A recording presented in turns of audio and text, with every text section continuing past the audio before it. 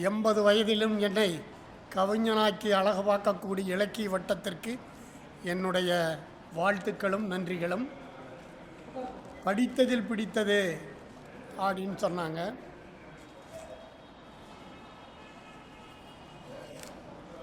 எனக்கு ரொம்ப பிடித்தவர் என்னுடைய அப்பா தான். இதயத்தில் நாற்காலி என்னுடைய மேத்தாவனுடைய புத்தகத்தை சமீபத்தில் படித்தேன். அதில் அவர் கடைசியில் அவங்க அப்பா பற்றி எழுதியிருக்காரு. அந்த கவிதை எனக்கு சரியாக பொருத்தமாக இருந்தது.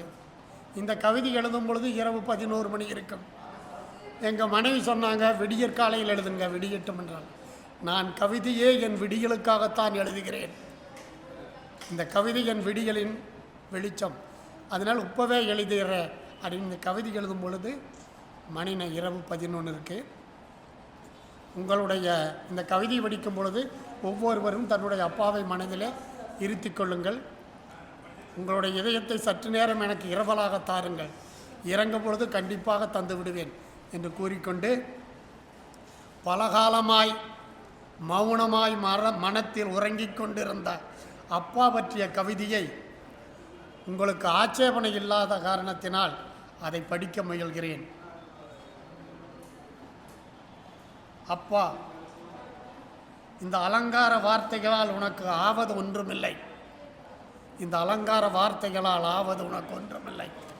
ஆனாலும் சொல்லாதிருந்தால் என மனச்சுமை குறைவதெங்கே? சொல்லாதிருந்தால் என் மனச்சுவை குறைவதெவ்வாறு?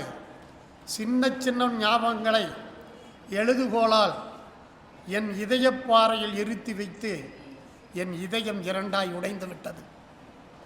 வாழ்க்கையை எனக்கு வழங்கினாய், திருப்பி உன்னிடம் சொல்வதற்கு வார்த்தைகளே உள்ளன.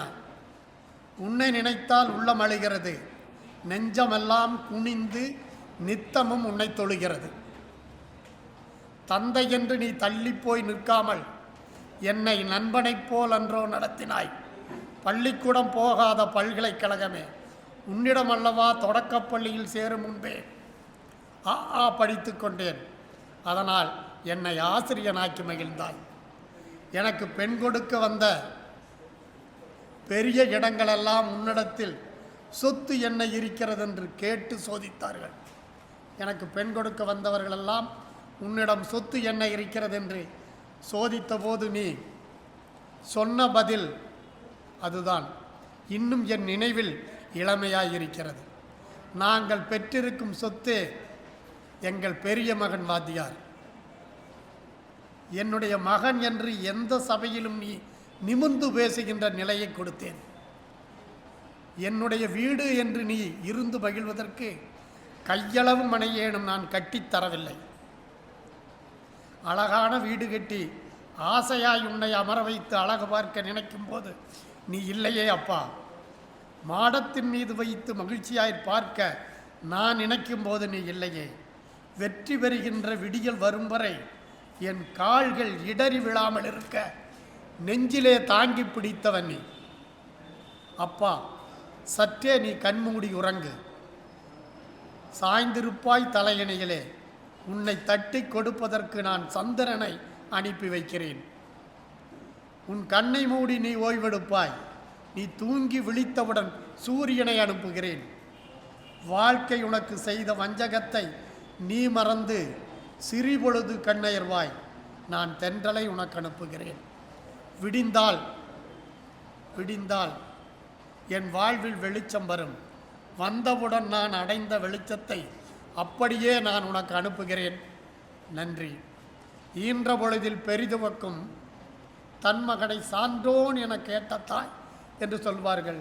நான் என் சான்றோன் என கேட்ட தந்தை என்று சொல்லுகிறேன். ஈன்று புறந்தறுதல் எந்தலை கடனே, சான்றோனாக்குதல் தந்தை கடனே. அதை ஒரு இம்மி அளவும் பிசகாமல் என்னை சான்றோனாக்கி என் தந்தைக்கு இந்த கவிதையை காணிக்கையாக்குகிறேன்.